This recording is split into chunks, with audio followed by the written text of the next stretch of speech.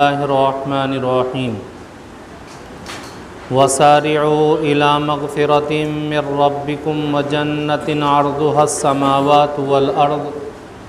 أعدت للمتقين وقال تعالى الذي خلق الموت والحياة ليبلوكم أيكم أحسن عملا صدق الله مولانا العظيم اللهم صل على سيدنا ومولانا محمد وعلى آل سيدنا ومولانا محمد وبارك وسلم۔ محترم بزرگوں اور دوستوں، عزیز ساتھیوں، آج کے اس سائنسی دور میں ہر پڑھا لکھا انسان عمدہ سے عمدہ تر کے اندر رہنے والا بن گیا، یعنی انسان ہر چیز کے اندر بہترین کوالٹی کو دیکھتا ہے، چاہے لباس ہوں، جوتے ہوں، گھر ہو، گاڑی ہو یا دنیا کا کوئی بھی ساز و سامان ہو، جب وہ اس کو خریدنے کے لیے جاتا ہے تو کوالٹی کو دیکھتا ہے اور یہ سوچتا ہے کہ جب مجھے پیسہ خرچ ہی کرنا ہے تو میں کیوں نہ اعلیٰ کوالٹی کی چیز کو خریدوں۔ اب جب لوگوں کا یہ مزاج بن گیا کہ ہر چیز کے اندر اعلیٰ سے اعلیٰ کوالٹی کو دیکھتے ہیں، تو اب جو فیکٹریاں چلانے والے ہیں، کمپنیاں چلانے والے ہیں، انہوں نے اپنی کمپنیوں کے اندر ایک شعبہ بنایا کوالٹی کو چیک کرنے کا، اور مالک اپنے مینیجر سے کہتا ہے کہ مجھے کوالٹی کے اندر کوئی سمجھوتا نہیں چاہیے، کیونکہ اگر کوالٹی کچھ کم درجے کی رہے گی تو میرے گراہک ٹوٹ جائیں گے، اس لیے جو چیز تیار کر رہے ہو وہ بہترین کوالٹی کی ہونی چاہیے۔ میرے بزرگوں، سوچنے کی بات ہے کہ جب ہم دنیا کے اندر چند معمولی ٹکے خرچ کر کے کوئی چیز خرید رہے ہیں تو اس کے اندر کوالٹی کو دیکھ رہے ہیں، تو وہ اللہ رب العزت جس کو ہمیں ہمارے عملوں کے بدلے اپنی رضا عطا کرنی ہے، اپنی لقاء عطا کرنی ہے، اپنی جنت عطا کرنی ہے، تو جو اللہ ہمارے اعمال کے بدلے یہ بڑی بڑی چیزیں عطا کرنا چاہتا ہے، جنت کی نعمتیں دینا چاہتا ہے، اپنی رضا عطا کرنا چاہتا ہے، اپنی ملاقات عطا کرنا چاہتا ہے، تو کیا وہ اللہ ہمارے عمل کی کوالٹی کو نہیں دیکھے گا؟ سوال پیدا ہوتا ہے، ضرور دیکھے گا۔ اور اللہ رب العزت نے اس چیز کو قرآن کریم کے اندر بیان کیا اور فرمایا الذی خلق الموت والحیات، کہ میں نے موت کو پیدا کیا، حیات کو پیدا کیا، کیوں؟ لیبلوکم ایکم احسن عملا، تاکہ میں یہ دیکھوں کہ تم میں کون اچھا عمل کرنے والا ہے۔ تو میرے بزرگوں، دو چیزیں ہوتی ہیں، ایک ہوتی ہے کوانٹٹی، ایک ہوتی ہے کوالٹی۔ اللہ رب العزت کے یہاں دونوں چیزیں مطلوب ہے۔ اللہ یہ چاہتا ہے کہ تم روزانہ 5 وقت کی نماز بھی پڑھو، لیکن وہ 5 نمازیں میری یاد کے ساتھ پڑھو، تاکہ اس کے اندر جان پیدا ہو، تاکہ اس کے اندر کوالٹی پیدا ہو، اور پھر اس عمل کے اوپر اللہ رب العزت بڑی مقدار میں اجر عطا کرے۔ امت کے اندر ان دونوں چیزوں کے تعلق سے کوتاہی پائی جاتی ہے، کوانٹٹی کے اندر بھی، کوالٹی کے اندر بھی۔ امت نیک اعمال کرنے کے طرف آنا ہی نہیں چاہتی، اچھے اعمال کرنے کی طرف اپنے آپ کو لانے کی کوشش کرنا ہی نہیں چاہتی، اور زندگی کے ایام یوں ہی گزرتے رہتے ہیں، آدمی اس کے بارے میں کوئی غور و فکر نہیں کرتا۔ حالانکہ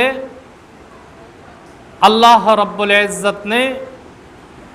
ہمیں زندگی کے قیمتی لمحات دیے، تو یہ قیمتی لمحات یوں ہی ضائع کرنے کے لیے نہیں دیے، بلکہ اللہ رب العزت یہ قیمتی لمحات عطا کرتا ہے تاکہ بندہ ان لمحات کو اللہ کی یاد میں لگانے کی کوشش کرے۔ اور اللہ نے اس چیز کو جگہ جگہ قرآن کریم کے اندر بیان فرمایا۔ کہیں فرمایا کہ اے انسان اور جنات کی جماعت، میں نے تمہیں اپنی عبادت کے لیے پیدا کیا۔ کہیں فرماتا ہے کیا تم یہ سمجھتے ہو کہ میں نے تمہیں بیکار پیدا کیا؟ نہیں، بلکہ تمہیں بیکار پیدا نہیں کیا، تمہیں ایک دن لوٹ کر کے جانا ہے اور اپنی ان زندگی کے لمحات کا اللہ کے یہاں حساب دینا ہے۔ تو اللہ رب العزت نے جو قیمتی لمحات دیے وہ اس لیے تاکہ انسان اللہ کے احکامات پر 100% عمل بھی کرے، اور اس طریقے سے عمل کرے کہ ان اعمال کے اندر جان پیدا ہو۔ اللہ نے قرآن کریم کی آیت کے اندر فرمایا وَسَارِعُوا إِلَىٰ مَغْفِرَةٍ مِّن رَبِّكُمْ وَجَنَّةٍ عَرْضُهَا السَّمَاوَاتُ وَالْأَرْضُ، کہ اے میرے بندو تم اپنے پروردگار کی مغفرت کی طرف اور اس کی جنت کی طرف دوڑو، جس کی چوڑائی اور لمبائی 7 آسمان و زمین کے برابر ہے، اعدت للمتقین، اور جو تیار کی گئی ہے متقیوں کے لیے۔ تو اللہ دعوت دے رہا ہے کہ عمل بھی کرو، لیکن عمل ایسا کرو جیسا کہ میرے محبوب صلی اللہ علیہ وسلم نے تمہیں بتایا ہے۔ صحابہ کرام کی زندگیاں ہمارے سامنے ہیں، جو ہم پڑھتے ہیں تو ایک جذبہ پیدا ہوتا ہے کہ ہم بھی ان جیسی زندگی اختیار کرنے کی کوشش کریں۔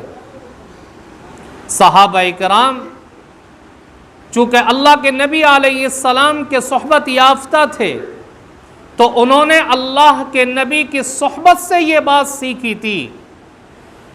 کہ زندگی کے اندر ہمیں زیادہ سے زیادہ اچھے اعمال کرنے ہیں، اور اعمال کے اندر ایک دوسرے سے آگے بڑھنے کی کوشش کرنی ہے، اور ان اعمال کو اس طریقے سے کرنا ہے کہ ان کے اوپر بڑی مقدار میں اللہ کی طرف سے اجر ملے۔ غزوہ تبوک کا موقع ہے، اور غزوہ تبوک بڑا سخت غزوہ ہے، بہت سخت غزوہ، حالات اور وسائل بھی کم ہیں، اور ایسی دھوپ تھی اس وقت کے جو دھوپ انسان کے جسموں کو جلا رہی تھی۔ کھجوریں پکنے کا زمانہ تھا کہ جن کھجوروں کے اوپر پورے سال کی معیشت کا دار و مدار ہوتا ہے، تو سخت گرمی، کھجوریں پکنے کا زمانہ، وسائل کم ہیں۔ اللہ کے نبی علیہ السلام کی طرف سے اعلان ہوتا ہے کہ سب کے لیے اس غزوے کے اندر نکل کر کے چلنا لازم اور ضروری ہے، نفیر عام کا حکم ہے۔ اور دوسرا اعلان کیا کہ ہمیں سواریوں کی ضرورت ہے، اونٹنیوں کی ضرورت ہے، روپیے پیسے کی ضرورت ہے، تو جو اللہ کا بندہ اس غزوے کے اندر بڑھ چڑھ کر کے حصہ لے گا، اللہ کے نبی کہتے ہیں میں اس کے لیے جنت کی ضمانت دیتا ہوں۔ اب صحابہ کرام نے جب آقائے مدنی جناب محمد الرسول اللہ صلی اللہ علیہ وسلم کی زبان سے یہ بات سن لی کہ جو اس غزبے کے اندر بڑھ چڑھ کر کے حصہ لے گا میں اس کے لیے جنت کی ضمانت دیتا ہوں. تو جنت کی ضمانت سن کر کے صحابہ کرام پیچھے رہنے والے نہیں تھے. چنانچہ تمام صحابہ کرام اپنے گھروں کی طرف گئے اور گھر جا کر کے گھر میں جو روپیہ پیسہ ہے وہ لا رہے ہیں اور اللہ کے نبی علیہ السلام کے سامنے پیش کر رہے ہیں. حضرت ابو بکر صدیق رضی اللہ تعالیٰ عنہ بھی گئے, حضرت عمر رضی اللہ تعالیٰ عنہ بھی گئے, اور حضرت عمر رضی اللہ تعالیٰ عنہ اپنے گھر کے اندر جانے کے بعد گھر کا جتنا ساز و سامان تھا اس سب کو اکٹھا کیا, اور اکٹھا کرنے کے بعد اس کے دو حصے کیے. ایک حصہ گھر والوں کے لیے چھوڑا اور دوسرا حصہ اللہ کے نبی علیہ السلام کی خدمت میں پیش کرنے کا ارادہ کیا. اب جب گھر کا آدھا سامان لے کر کے آ رہے ہیں حضرت عمر رضی اللہ تعالیٰ عنہ, تو دل کے اندر یہ خیال پیدا ہو رہا ہے کہ آج کا دن شاید وہ دن ہے کہ میں ابو بکر سے نیکی کے کاموں میں آگے بڑھ جاؤں گا. دیکھیے صحابہ کرام کے اندر نیکی کے کاموں میں ایک دوسرے سے آگے بڑھنے کی کیسی طلب ہے. کبھی ان کے دل کے اندر یہ جذبہ پیدا نہیں ہوا کہ عثمان غنی کے پاس بہت زیادہ روپیہ پیسہ ہے, میں روپیے پیسے میں ان سے آگے بڑھ جاؤں. حضرت عبد الرحمن ابن عوف رضی اللہ تعالیٰ عنہ کے پاس بہت زیادہ مال و دولت ہے, میں مال و دولت میں ان سے آگے بڑھ جاؤں. کبھی یہ جذبہ پیدا نہیں ہوا. کیا جذبہ پیدا ہو رہا ہے کہ میں آج ابو بکر سے نیکیوں کے اندر آگے بڑھ جاؤں گا. چنانچہ حضرت عمر رضی اللہ تعالیٰ عنہ بھی آ گئے, دوسری طرف سے حضرت ابو بکر رضی اللہ تعالیٰ عنہ بھی گھر کا سامان لے کر کے آ گئے. اللہ کے نبی علیہ الصلاۃ والسلام معلوم کرتے ہیں کہ عمر کیا لے کر کے آئے. کہنے لگے اللہ کے نبی گھر کا جتنا ساز و سامان تھا آدھا گھر والوں کے لیے چھوڑ آیا ہوں اور آدھا غزبے کے لیے لے آیا ہوں. اللہ کے نبی نے برکت کی دعا دی کہ اللہ تمہارے مال و دولت کے اندر برکت عطا فرمائے. پھر اللہ کے نبی حضرت ابو بکر صدیق رضی اللہ تعالیٰ عنہ سے معلوم کرتے ہیں کہ تم کیا لے کر کے آئے. تو حضرت ابو بکر رضی اللہ تعالیٰ عنہ کہتے ہیں اللہ کے نبی گھر کے اندر جتنا ساز و سامان تھا سارا لے کر کے آ گیا. پوچھا آقائے مدنی جناب محمد الرسول اللہ صلی اللہ علیہ وسلم نے گھر والوں کے لیے کیا چھوڑ کر کے آئے؟ کہا اللہ اور اس کے رسول کا نام چھوڑ کر کے آ گئے. اس دن حضرت عمر رضی اللہ تعالیٰ عنہ سوچنے لگے کہ میں کبھی نیکی کے اس مقام سے آگے نہیں بڑھ سکتا جو مقام حضرت ابو بکر کو حاصل ہے. اور ایک مرتبہ بیٹھے ہوئے اور بیٹھے بیٹھے حضرت ابو بکر رضی اللہ تعالیٰ عنہ سے بات چیت ہو رہی ہے. گفتگو کے درمیان کہنے لگے ابو بکر ایک سودا کرو گے؟ پوچھنے لگے حضرت ابو بکر رضی اللہ تعالیٰ عنہ کیا سودا؟ کہا کہ میری زندگی کے جتنے اچھے اعمال ہیں, میں نے زندگی کے اندر جتنی عبادات کی, جتنے اعمال صالحہ کیے, وہ سارے کے سارے میں تمہیں دیتا ہوں,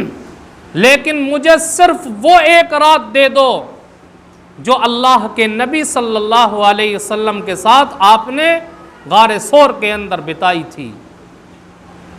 دیکھیے نیکیوں کے اندر کیسے ریس لگا رہے اور ایک دوسرے سے تبادلے کی بات کر رہے. یہ صحابہ کرام تھے کہ جن کے دلوں کے اندر یہ جذبہ تھا کہ ہم کس طریقے سے بھی ہو اپنے ساتھی سے نیکی کے معاملے میں آگے بڑھ جائیں. کبھی ہمارے دلوں کے اندر یہ جذبہ پیدا نہیں ہوتا, کبھی ہمارے دلوں کے اندر یہ خواہشات پیدا نہیں ہوتی. ہمارا معاملہ آج الٹا ہو چکا ہے. ہم دنیا کے معاملے میں تو ایک دوسرے سے ریس لگاتے ہیں, لیکن دین کے معاملے میں، نیکیوں کے معاملے میں، اعمال صالحہ کے تعلق سے ہم ایک دوسرے سے ریس نہیں لگاتے۔ تو میرے بزرگوں، نیکیوں کا سیزن چل رہا ہے، اور آگے آنے والا جو وقت ہے رمضان المبارک کا، وہ بہترین نیکیوں کا سیزن آ رہا ہے کہ ہر عمل کا ثواب بڑھ جائے گا، ہر نیکی کا ثواب بڑھ جائے گا۔ ہم ابھی سے یہ کوشش کریں کہ کس طریقے سے ہم اپنے بھائی سے نیکی کے معاملے میں آگے بڑھنے والے بنیں۔ صحابہ کرام زندگی کے ان لمحات کو اس طریقے سے استعمال کیا کرتے تھے کہ کہیں ایسا نہ ہو کہ نیکی کا ایک مقام ہمیں ملا، نیکی کرنے کا ایک وقت ہمارے سامنے ہے، تو یہ وقت ہمارے ہاتھ سے جانا نہیں چاہیے، بلکہ اسی وقت وہ تیار ہوتے تھے اور نیکی کے کام میں لگ جایا کرتے تھے۔ غزوہ احد کا زمانہ ہے، ایک دیہاتی صحابی دیہات کی طرف سے آ رہے ہیں، اور جہاں پر غزوہ ہو رہا تھا اس مقام پر پہنچے، اللہ کے نبی علیہ السلام سے جا کر کے ملے۔ حضرت جابر رضی اللہ تعالیٰ عنہ کہتے ہیں کہ ان دیہاتی شخص کے ہاتھ میں کھجور کی ایک تھیلی تھی، جس سے نکال کر کے وہ کھجوریں کھا رہے ہیں، کہ اسی طرح کھجوریں کھاتے ہوئے وہ اللہ کے نبی کے پاس پہنچ گئے، اور اللہ کے نبی سے معلوم کر رہے ہیں کہ آپ جو یہ مسلمانوں اور غیروں کے درمیان جنگ کرا رہے ہیں، اس کے اوپر اللہ کی طرف سے ہمیں کیا اجر ملے گا، کیا اجر ملے گا؟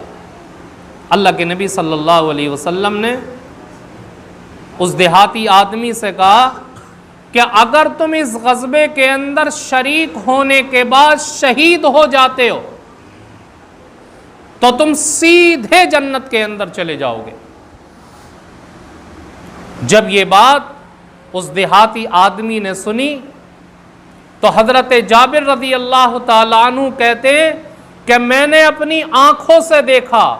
کہ اس دیہاتی آدمی نے اتنی دیر بھی انتظار نہیں کیا کہ اس کی تھیلی کے اندر جو کھجوریں تھیں وہ ان کو کھا کر کے ختم کر لیتے، اور ختم کرنے کے بعد غزوے کے اندر شریک ہوتے۔ حضرت جابر رضی اللہ تعالیٰ عنہ کہتے ہیں یہ بات اللہ کے نبی کی زبان سے سنی، اس دیہاتی آدمی نے اپنے ہاتھ سے کھجور کی تھیلی پھینکی اور جنگ کے میدان میں کود پڑا اور شہید ہو گیا۔ بزرگوں نے تبصرہ کرتے ہوئے لکھا کہ یہ صحابہ تھے جو اس بات کو سوچا کرتے تھے، اس بات کو سوچتے تھے کہ یہ موقع جو آج ہمارے سامنے ہمارے ہاتھ سے نکلنا نہیں چاہیے، کہیں ایسا نہ ہو کہ یہ موقع اگر ہمارے ہاتھ سے نکل گیا تو دوبارہ ہماری زندگی کے اندر آئے یا نہ آئے کچھ پتہ نہیں۔ آج ایسا ہی ہوتا ہے، اگر ہمارے دل کے اندر جذبہ پیدا ہوا نیک کام کرنے کا، اور ہمارے دل و دماغ کے اندر یہ بات آ رہی ہے کہ یہ کام اچھا ہے، ہمیں یہ کرنا چاہیے، دل میں جذبہ پیدا ہوا، اب آدمی اس کام کو کرنے کے لیے آمادہ ہوتا ہے تو شیطان اس کے دل و دماغ میں وسوسہ پیدا کرتا ہے، اور کیا وسوسہ پیدا کرتا ہے کہ جی یہ نیک کام کرنا تو اچھا ہے، لیکن آج سے نہیں کل سے اس کام کو شروع کریں گے۔ ادھر نیکی کا جذبہ پیدا ہوا، ادھر شیطان نے اپنا کام شروع کر دیا۔ اب جب کل آیا پھر آدمی سوچتا کہ یہ نیک کام کروں، پھر شیطان اس کے اندر وسوسہ پیدا کرتا ہے کہ آج سے نہیں کل سے شروع کریں گے۔ بزرگوں نے لکھا ہے کہ وہ کل زندگی کے اندر کبھی واپس نہیں آ سکتا، کبھی نہیں آ سکتا۔ اگر آج دل کے اندر جذبہ پیدا ہوا تو آج ہی اس کے اوپر عمل کریں اور اس نیک کام کو کرنے کی کوشش کریں۔ آج ہمارے سامنے ایسے مواقع آتے ہیں، ایسے لمحات آتے ہیں